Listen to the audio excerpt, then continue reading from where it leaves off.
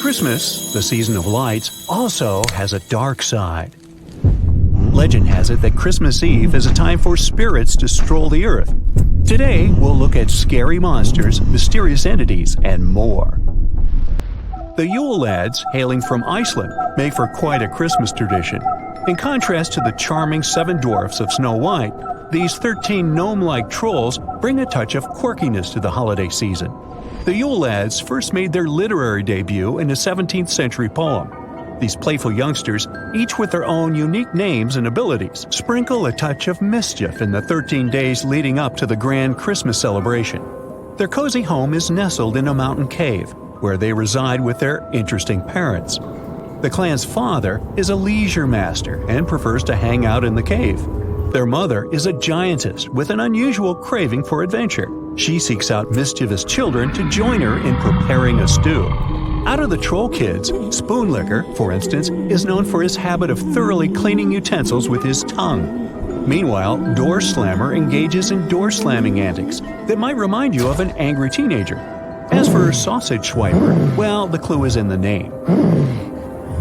And let's not forget about the family's feline friend, who is also known as Yule.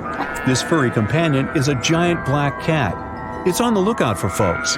If it spots children without brand new clothes, the encounter won't end so well for the kids. Wow, that's harsh. The Nisi is a kind of creature that would send shivers down your spine. It's a diminutive bearded figure donning a sinister red cone-shaped hat. These malevolent beings enjoy lingering around farms. Their presence is unsettling as they claim to offer assistance with daily chores. But beware, for their demands are far from ordinary. In exchange for their eerie aid, they want a dread-inducing offering. Should you dare to deny this sinister request, they will unleash a reign of pure evil upon your existence.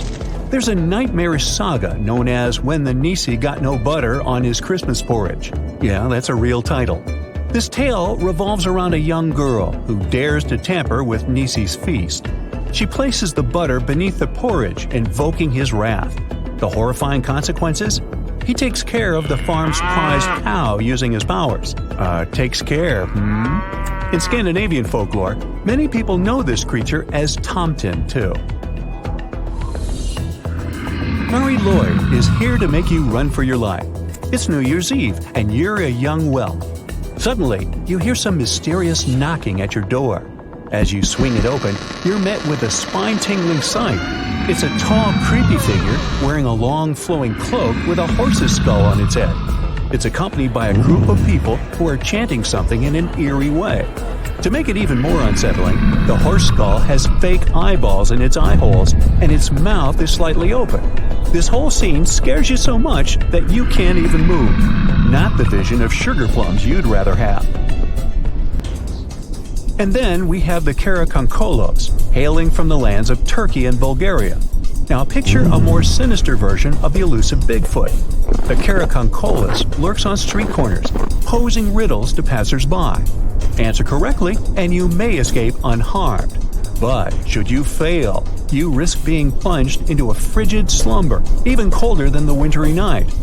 In other corners of the world, the Karakonkolos revel in trickery, often masquerading as a familiar voice, tricking unsuspecting victims into venturing out into the snow. This eerie boogeyman is said to have originated from the Greek Kalakanzaros, its sinister influence echoing across the land. So, the Kalakanzari in Greece are a breed of goblins. For most of the year, they dwell underground, secretly plotting to bring about the apocalypse. However, when Advent arrives, they emerge into the human domain with sinister intent, sowing mischief and malevolence. These creatures are often described as dark, furry entities adorned with tusks and horns. They're male and curiously well endowed in their grotesque forms. Meet Frau Perkta, a character who comes from Germany and Austria. Now, she may go by different names, like Italian La Befana or Russian Babushka, but her modus operandi remains consistent. During the 12 delightful days of Christmas, she shifts between being a sweet, beautiful alpine goddess and a mischievous, some say mischievous, wrinkled hag, depending on your contact with her. She's quite the mood ring. If you've pleased her, you might just see a youthful presence. But if you get on her bad side, she's been known to perform a bit of DIY surgery. Frau Perchta is a remnant from Alpine paganism in the early Middle Ages. It's strongly associated with Berchtentag, also known as the Fest of the Epiphany, which happens on the 12th night after Christmas, on January 6th. As for her name, Perchta means bright one, a fitting moniker. Her look is complete with a knife concealed under her skirt. Careful sitting down. The next one is Krampus. His name is rooted in the German term Krampen, which means claw. It's a creature hailing from the eastern Alpine corners of Europe. Legend has it that Krampus takes it upon himself to playfully remind naughty children of the importance of good behavior on the evening of December 5. His methods are imaginative and way above having a chat with little humans. Meanwhile, his kind-hearted partner in holiday cheer, St. Nicholas, rewards well-behaved youngsters the next day during the joyful Feast of St. Nicholas. These traditions trace their roots as far back as the 6th century. Today, many European towns enthusiastically host Krampenslauf, or Krampus runs. People dress up as him at festivals. And for those with a penchant for sending unique holiday greetings, there's the holiday cards option. In an Alsatian legend, there's a story of Hans Trapp. No, not the Von Trapp family. Hans is a local figure known for his extreme greed and lack of moral principles. He resorted to practicing witchcraft and making pacts with evil forces in pursuit of wealth. He faced a dramatic downfall. He lost both his wealth and his place in society. To evade detection, he adopted the guise of a scarecrow and wandered the countryside. At a certain point, he became fixated on the idea of experiencing the taste of human flesh. Oh boy. God recognized that matters had spiraled out of control and struck Hans Trapp with a bolt of lightning. He met his end, yet there are accounts of his spectral return on Christmas. Belsnickel is a character of German folklore. It's traditionally known for its unique role in guiding children toward better behavior, offering an intriguing contrast to the jolly figure of St. Nicholas. The term Belsnickel can be traced back to the fusion of bells, an older German term signifying fur, and nickel as a nod to St. Nicholas. Belsnickel is known for his visits to children, during which he engages them in friendly conversations and playful inquiries. Based on their responses, he may opt to reward them with a gift or employ a form of discipline, often involving a wooden rod. Belsnickel's origins can be traced back to the Middle Ages. The final touch is Grilla. She is a giantess who is able to sense children misbehaving all year round. She keeps a record of those children and sees them as snacks during Christmas time. Wait a minute, didn't we mention her before? If you ask this question, you're an attentive, devoted brightsider. We have indeed mentioned her, the mother of the Yule lads. Remember that crowded family with a black cat? Now, Pierre Fouettard was a butcher. He was known for his involvement in the cases of abduction and robbery, leading to tragic fates for children. St. Nicholas uncovered his gruesome acts and miraculously revived the children. In retribution, Pierre Fouettard was sentenced to a lifetime of servitude, accompanying St. Nicholas and managing wayward youngsters. Well, thanks anyways, but I think I'll just stick with Santa Claus. Oh, and the reindeer. That's it for today. So hey, if you pacified your curiosity, then give the video a like and share it with your friends. Or if you want more, just click on these videos and stay on the bright side. You know, scientists make discoveries that change the world, but even they can face mysteries. Here are 10 things that have baffled scientists. Imagine that you constantly hear a low-frequency hum, and no one can trace its source. Roughly 4% of the world's population hears the hum. It's a geography-free sound. I mean, people all around the world hear it, so the name varies from Tao's hum to Auckland hum, depending on the region where it gets generated. The sound is just on the threshold of human hearing. People hear it less when they're outside, and it gets louder indoors, especially at night. What's even scarier is that you cannot unhear it once you've heard it. Some folks say it started in London around the time of Charles Dickens, who wrote A Christmas Carol, and the low-frequency sound actually comes from the humbug. Or not. Actually, the earliest cases were recorded in Bristol, UK, dating back to the mid-1970s. Scientists have various theories about where the hum comes from and why only some people can hear it, yet they don't have a clear answer. It could occur when ocean waves move along the ocean floor. They shake the earth when they collide with continental shelves. Or this might be happening because of volcanic eruptions and earthquakes. Oh, and how about ultra-low frequency radio signals used to communicate with submarines or even 5G? Upsweep is another type of unidentified sound. It was discovered in 1991 in the Pacific Ocean. The sound is high enough to be recorded throughout the ocean. Scientists theorize that the sound could be related to underwater volcanic activity. Interestingly, the volume of the sound has been diminishing compared to its volume when it was first discovered, yet it still can be detected. Plus, it's seasonal. It reaches its highest volume in spring and fall. Is it related to seasonal changes? No one really knows for sure. The next mysterious thing is a cone-shaped monument found in the Sea of Galilee in Israel. This monument was discovered accidentally by sonar scanning in 2003, but the findings were published only in 2013. The monument weighs 60,000 tons. It was once submerged by rising waters. Archaeologists say the monument is enigmatic because they can't figure out where it's from. They don't know what it's connected to or its function. So this big and unusual thing remains a mystery. Now let's move to Göbekli Tepe, Turkey. This place offers you one of the most archaeologically significant sites in the world. Why is it important? Well, it has massive carved stones about 11,000 years old. To put it in perspective, they're 6,000 years older than Stonehenge. Ancient people placed these stones before they began farming or crafting metal tools or pottery. So the existence of this place goes against the chronology of civilization we're familiar with, where people farmed first and built second. Apparently, it wasn't like that. In any case, a good question is, what was the purpose of this site? Was it built to worship some spirits? Yep, archaeologists believe it might be the world's oldest temple. Okay, say this with me. Paleodictyon notusum. Yeah, I know it sounds like a chemical formula. This is a living fossil found deep down on the ocean floor. A creature makes these hexagonal burrows, that for sure.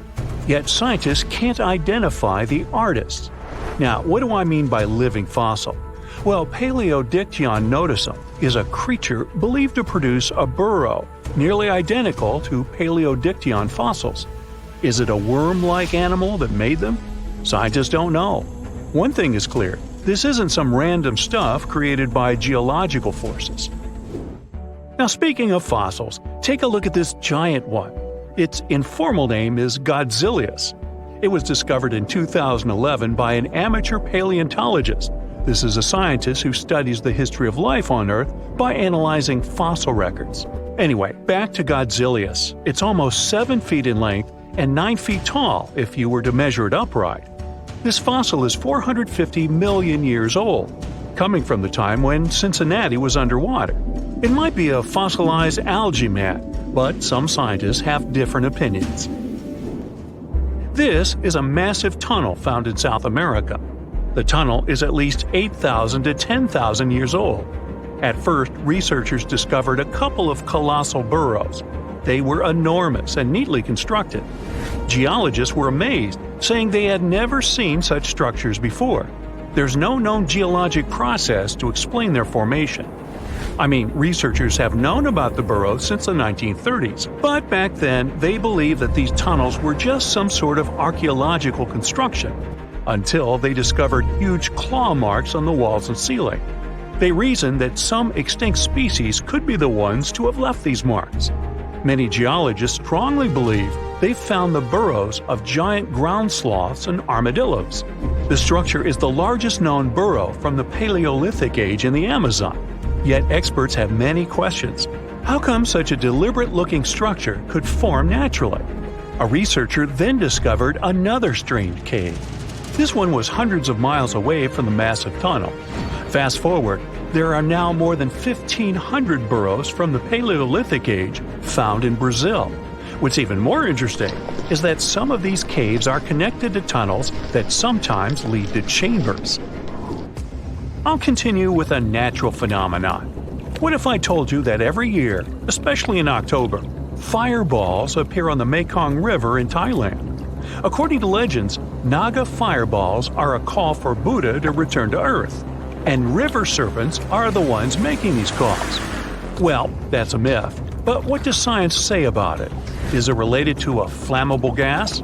There are no clear answers yet. These fireballs appear to rise from the water. They can go as high as almost 990 feet. They're like fireworks, disappearing rapidly. They typically glow with a reddish or orange color. I'll mention some legends too, because why not? They're thrilling. And it would be a shame not to include the one about the lost city of Atlantis. As you may know, the legend says that Atlantis submerged into the ocean around 11,000 years ago. Since then, not just scientists, but also treasure hunters and philosophers have been searching for the lost world. Could Bimini Road be a trace? In 1968, a diver found strange stones off the coast of North Bimini Island in the Bahamas. The stones look human-made. It's like they were evenly spaced out and laid in an orderly row. It baffled scientists, but not for long. Carbon dating analysis of the blocks revealed that geological forces created the road naturally. There weren't any tool marks or signs indicating that the blocks had been stacked or something. The research is continuing, but yeah, scientists generally believe that the rocks were created by erosion. Well, I guess the time of Atlantis hasn't come yet. Okay, picture this. You're wandering on the beach, and you see dozens of octopuses walking past. In 2017, a group of people from Wales witnessed exactly this. Why did these creatures come out of the ocean? No one knows the answer. The group reported that they had seen 20 to 30 octopi crawling on the sand. The people looked for some signs of injury, but found nothing. They said that they had carried the animals back to the ocean. Interestingly, these creatures kept crawling onto the shore when people were asleep. Experts say that it's hard to be sure of the reason that pushed the animals to the beach without conducting a physical examination. They're still speculating about the reason behind this unusual and rare occurrence. Could it be overcrowding? Furthermore, the octopi were well armed. A separate study points out that the more fishers hunt large animals that feed on octopuses, the more the octopus population grows. Maybe that's why these creatures have to go farther to find food or shelter. But without proper research, these are only theories. There's a lot we don't know about space, too. So here's a bonus fact about the yellowish source of life in the solar system. Scientists have discovered a new type of wave inside the sun. These waves move in the opposite direction to the sun's rotation. Plus, they move super fast. So fast that it's beyond our understanding. Researchers have different theories about the function of the waves. If they figure out their role, this could give them additional insight into the processes happening inside the sun. And yes, the octopi were well armed. Welcome to the Hall of Monsters. I see you are wearing your protective gear. That's good, because during your visit here, your safety is not guaranteed. So, every step you take, beware, for the monsters you'll see ahead are the scariest ones from Japanese folktales. If they don't haunt you during your visit, they sure will haunt your dreams. And let me tell you, no anime you have watched could have prepared you for this. I already see doubt and fear in your eyes. So let's begin our tour before you lose that little flicker of courage left within you. There's no better monster to greet you than the Naparabo. You might not notice it, but it is happy to have new victims. I mean visitors. Naparabo looks like an ordinary human being in almost every way. That is why it can blend in seamlessly with human society. But things will quickly get uncanny once you meet face to face with it. You see, it has no face at all. Its head is like a blank orb. But here's the thing, Naparabo is quite harmless. It only frightens people, that's it. In legends and stories, it usually does that by impersonating someone familiar to its potential victims. And once it has their attention, it causes its features to disappear. Almost as if erasing a pencil drawing. What is left is a blank, smooth sheet of skin with no eyes, nose, or mouth. So, as you might have imagined, its true identity and what it really looks like is unknown. One of the stories in which Naparabo appears is about a lazy fisherman. Despite his wife's warnings, he goes fishing from a sacred imperial koi pond. On his way there, he meets another fisherman who also warns him not to go there.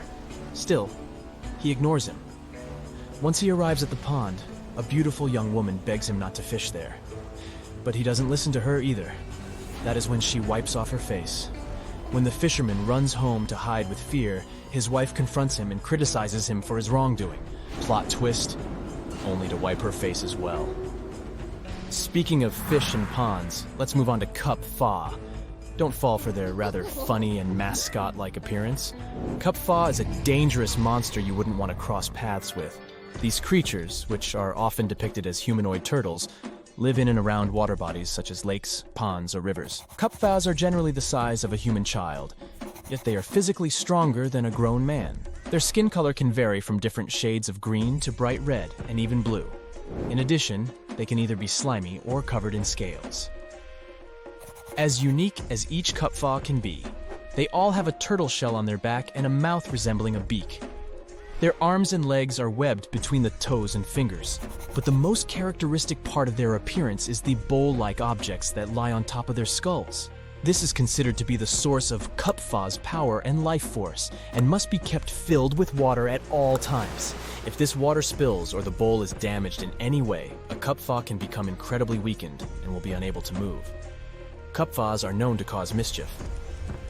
Although they can befriend humans, you should always approach one with caution, because they might try to lure you into the water to feed on you. However, there's also a chance they might challenge you to a sumo wrestling match. Just know that they are really good at it before accepting this challenge. Yet again, if you do find yourself in a match, here's a pro tip. Find a way to trick the Cup Fa into bowing so low that the water in its dish spills out. And hey, if you refill that water later, you can bring the creature under your command. Take a look at this lady here. She seems to be sleeping peacefully, right? Well, look again. There's something strange going on with her neck. Rokurokubi might appear as an ordinary woman by day, but when it's nighttime and her body is asleep, her neck stretches to incredible lengths and roams around freely. Although Rokurokubi is no less creepy than the other creatures, there is something that makes her different.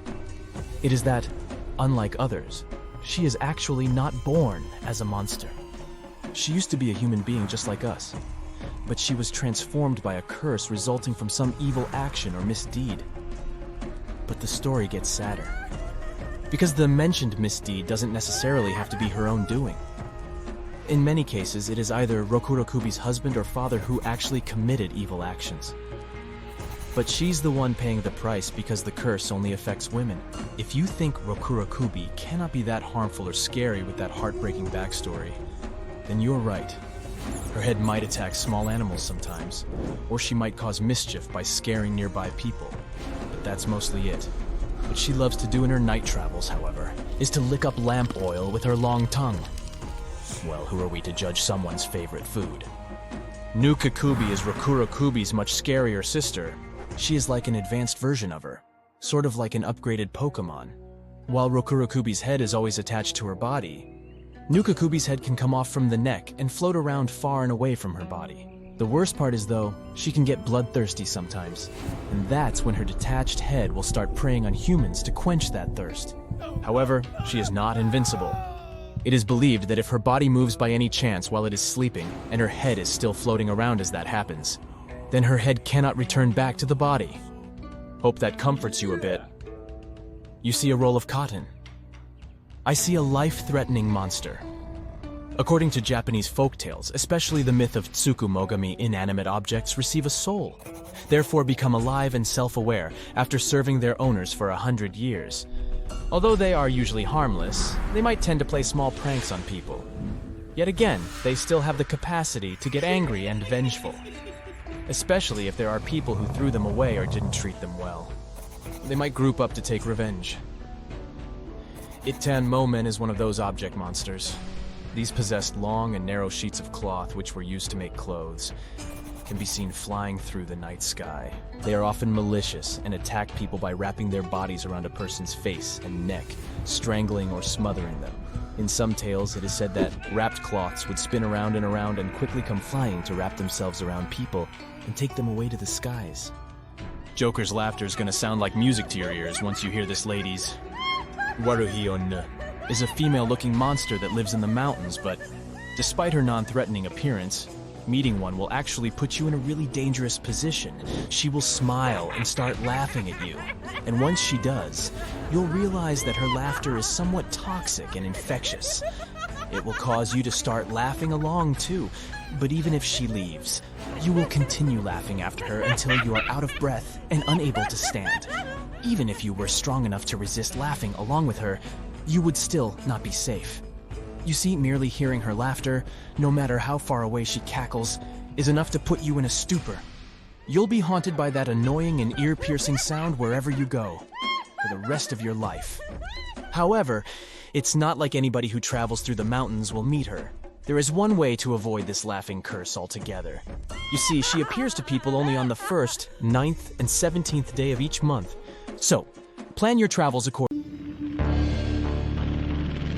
In 1945, 5 TBF Avenger aircraft took flight for a routine training exercise around the Bermuda Triangle. In the middle of the exercise, the planes were struck by intense rain and heavy winds, despite the clear weather forecast. The pilots became extremely disoriented and radioed the base to report that their navigational equipment had stopped working. The last thing the base heard was, "When the first plane drops below 10 gallons, we'll all go down together," and then static.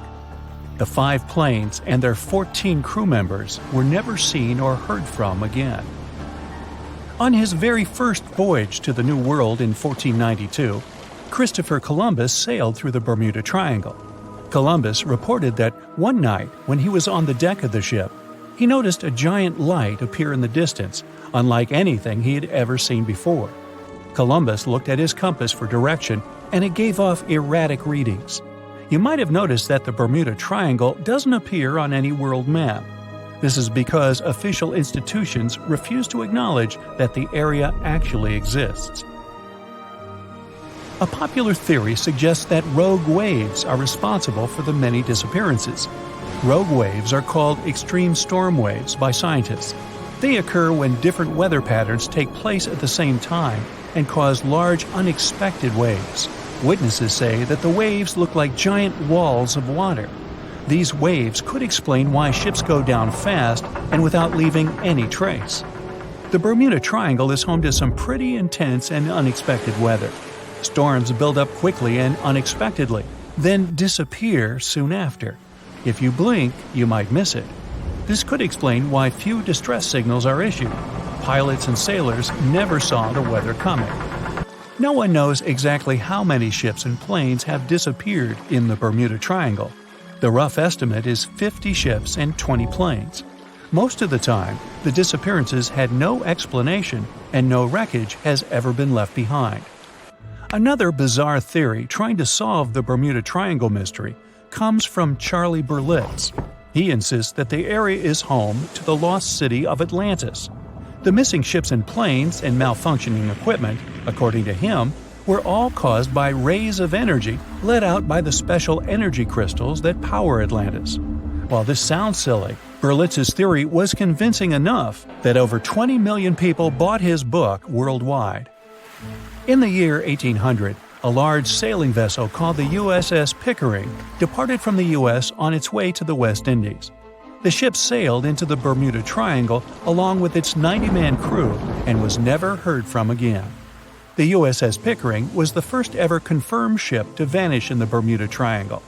It's believed that the ship was taken out by a storm, but because no wreckage was ever found, we'll never know for sure. When the TBF Avenger planes went missing, a massive search operation was conducted. Boats and planes searched the Bermuda Triangle for any signs of the aircraft. One of the boats searching was a PBM-5 Mariner airboat. The airboat took flight at 7:27 p.m. and called in a routine radio message 3 minutes later. Then, it was never heard from again. No trace was ever found of the rescue airboat or the 5 Avenger aircraft. An enormous investigation was launched into the disappearance of all these vehicles, but nothing was ever discovered. This particular area of the ocean is one of the most heavily traveled shipping routes in the world. Some skeptics believe that this fact solves the mystery. Statistically, the busier the area, the higher the frequency of accidents and disappearances. While this makes sense, it's not the frequency of disappearances that's responsible for the mystery of the Bermuda Triangle. It's the lack of explanation or wreckage found. On the ocean floor, decomposing organisms let off large concentrations of methane gas that gets trapped under the water. This gas can build up until, boom, it ruptures. The gas surges up to the surface and erupts. If a ship was in the area of one of these ruptures, the water would become much less dense and cause the ship to sink rapidly and without warning. Scientists believe this could be the cause of the many disappearances in the Bermuda Triangle. While this theory makes a lot of sense, it doesn't seem too likely. The U.S. Geological Survey has stated that no large releases of gas are believed to have occurred in this area for the past 15,000 years. The ocean floor is made of rocks containing a lot of magnetite. It's more like iron. Magnetic fields react to high concentrations of magnetite on the ocean floor, which may start a sort of conflict between the two. It can often lead to various weather anomalies and, as a result, navigation issues. And, naturally, any changes in the ocean floor or the Earth's magnetic fields influence the Bermuda Triangle a lot. Since the magnetic field is constantly moving, it might be also taking the Bermuda Triangle with it. Now that people know where the triangle is, it's easy to avoid it. It supposedly moves eastward together with the magnetic poles, but scientists still can't answer where exactly it will be in a couple of years. Some people blame all the disasters on the extraterrestrial paranormal activity. Others suppose it's all about raging natural phenomena. There's another triangle in Lake Michigan. Just like the one near Bermuda, the Michigan Triangle got its shady reputation for some disappearances. The first recorded one dates back to 1679. A large vessel, one of the largest of that time, set out on an expedition, yet once it got in the sinister triangle, it never came back. Much later, an aircraft disappeared in this triangle. The skies are usually very clear there, but back in 1883, some people witnessed abnormal things in the area. Some claim to have seen large blocks of ice falling from the skies, and the crew even managed to save one as hard proof. Meanwhile, the Pacific Ocean Mystery Area is another sinister triangle.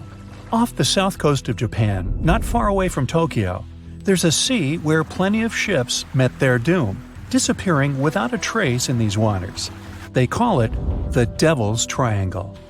Some scientists believe the cause of anomalies is the environmental changes. Also, there's a really high concentration of methane hydrates on the bottom of the ocean in the Pacific Triangle area. You're deviating from your original course and sailing in the wrong direction.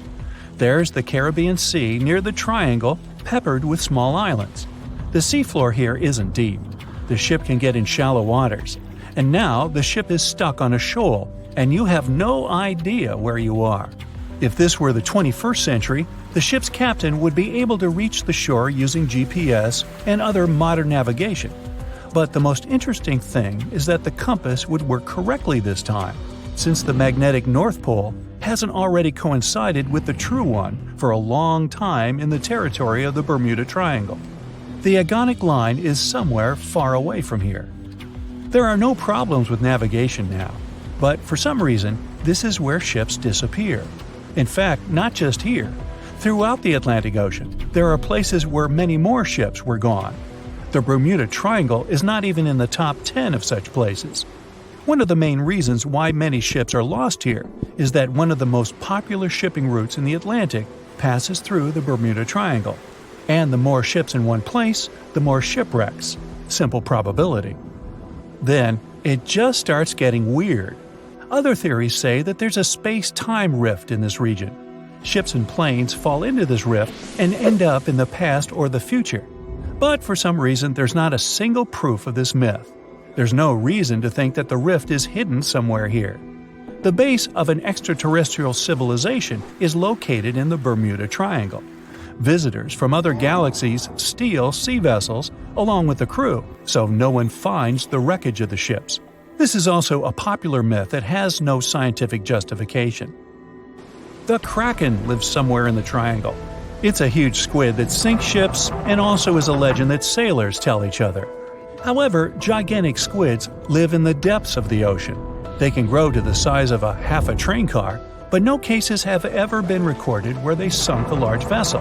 And in the area of the Bermuda Triangle, they have never ever been seen. People in the past didn't know about the existence of these creatures, so when they saw them for the first time, they described them as huge, terrible monsters. Giant squids are some of the most elusive creatures on Earth, and scientists had to use sonar equipment to find them. They don't like to leave the dark depths and are likely to be afraid of the sound of any ship. So, that should squash the squid as a suspect.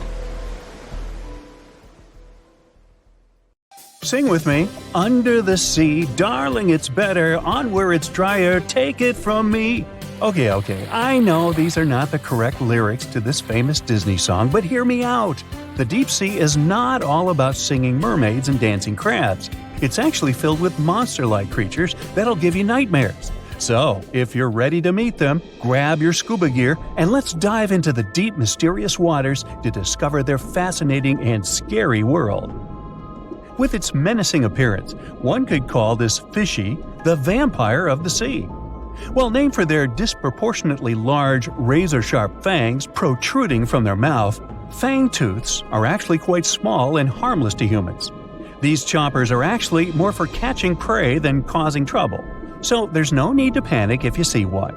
And you'll be even more relieved to know that it's kind of unlikely for you to come across a fangtooth, since they are among the deepest living fish. A regular day in the life of a fangtooth looks like this. By day, they prefer to remain in the gloomy depths. Me too, fishies, me too. It's only towards the evening that they migrate toward the surface to have a feast under starlight. Ah, how romantic. And by daybreak, they return to the deep. What a chill schedule, am I right? So, as you can tell from their daily routine, fangtooths are among the more active deep-sea fishes. And by that I mean they seek out their food rather than just sitting and waiting. And thanks to their oversized teeth and mouth, hey, I can relate, they're able to attack prey that are even larger than themselves, which is very important in the very large, food-poor deep sea. Fitting to their environment, common fangtooths are dark-colored, either solid brown or black. And unlike most deep-sea fishes, they do not have light-producing organs or cells to communicate with each other or to attract their prey. Instead, they rely heavily on their sense of smell, in addition to making use of even the slightest bit of sunlight that makes it down to the depths. This light doesn't help them to see in any way, but it may be enough for potential prey to cast a shadow as they pass overhead, which lets fangtooths know they're around. Now here's one hilarious fun fact before we move on to the next creature. Fangtooths can never close their mouths because of their huge mouths and long teeth. But you know what? I would bet maybe $500 that my orthodontist would claim he could fix that too. Our next horrific deep-sea animal is as real as a kraken can get.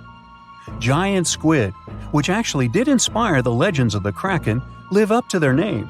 The largest one ever recorded by scientists was almost 59 feet long. It also probably weighed nearly a ton. You would think such a massive animal wouldn't be hard to miss, but since giant squid live deep underwater, they are difficult to come by. Giant squid, along with their cousin, the colossal squid, yep, they are different, have the largest eyes in the animal kingdom. They're somewhere around 10 inches in diameter. In other words, they are around the size of dinner plates. Peekaboo!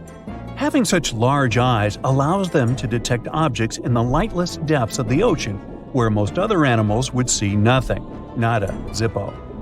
Giant squids have 8 arms and 2 long feeding tentacles that help them seize their prey. These tentacles are tipped with hundreds of powerful sharp teeth and are often double the length of their body. This helps them to snatch prey up to 33 feet away. Hey there, come a little closer. Most of what we know about giant squids come from those that floated to the surface and were found by fishermen. After years of research, it was only in 2012 that a group of scientists were able to successfully film a giant squid in its natural habitat for the first time. Yet again, the giant squid continues to remain largely a mystery due to their inhospitable deep-sea habitat. And maybe they're shy.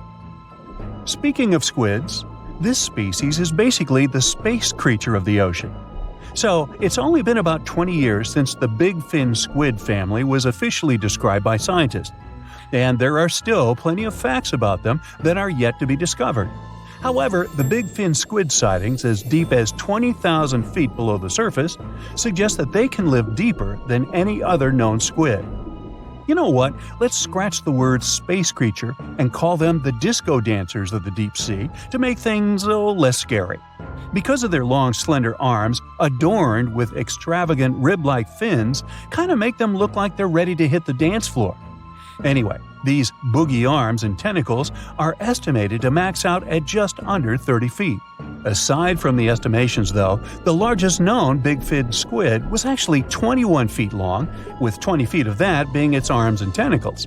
How exactly a big-fin squid uses them is still unknown, but scientists think they like to use them to trap prey that bump into them as they hang down in the water below their body or drag along the seafloor.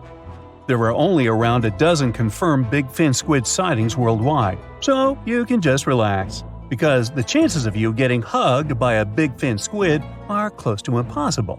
But I can't guarantee anything regarding your nightmares. Now, these are not one of your regular Jaws sharks. Let's start with the most strange fact about a frilled shark. It's considered a living fossil because of its primitive anatomic traits. That actually makes more sense once you learn that this species has been around for 80-some million years. So I have both good news and bad news. Frilled sharks live in the open ocean and spend much of their time in deep, dark waters far below the surface. However, they do feed at the surface of the ocean at night. When hunting food, they move like an eel, bending and lunging to capture their prey. And they can actually swallow it as whole, even if it is larger than their own size. This is all thanks to their long and flexible jaws, which are equipped with 300 recurved needle-like teeth. Okay, I am somewhat freaked out now. Unlike the rest of the deep-sea creatures I've talked about, frilled sharks might sometimes accidentally get caught in nets. So if fishing is your thing, beware. This telescope won't help you see the stars and the planets. With its protruding eyes and elongated body, this little swimmer looks like it's wearing a pair of underwater binoculars, hence the name the telescope fish. Found in cold, deep tropical to subtropical waters worldwide, they're known to be the species that undergoes one of the most drastic transformations in fishes. When the first larva was described in 1954, it was believed to be a new species rather than the larva of a telescope fish that were known to science since 1901. Despite the fact that they are only around 6 to 8 inches long, they're able to latch onto snacks that are bigger than their own size. That is thanks to their massive and highly stretching jaws, making up most of the size of their head.